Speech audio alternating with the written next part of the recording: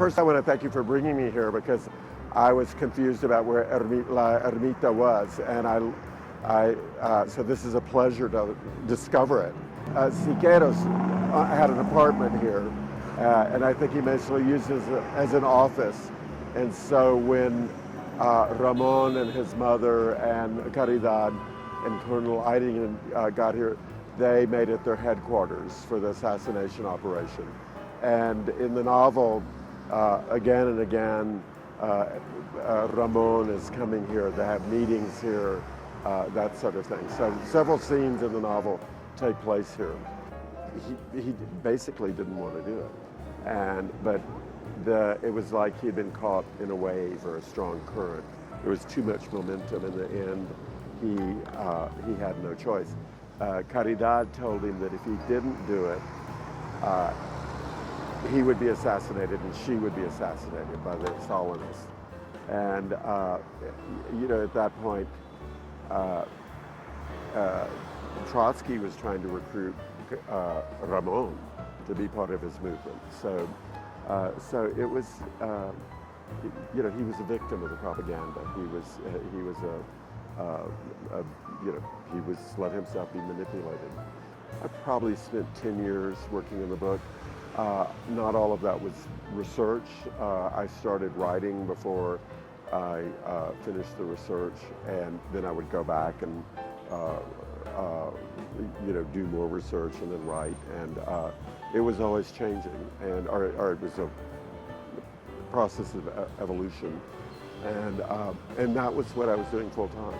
I started it after 9/11, and I was I was seeing how the Bush administration was using propaganda, that they were fabricating all of these lies about Iraq to justify the invasion.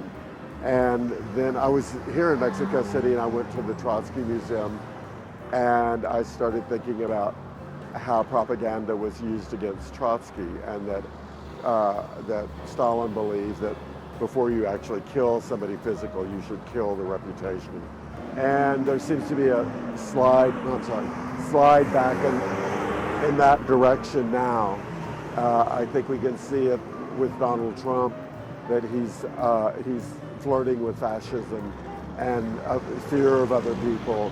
He's playing on people's fears.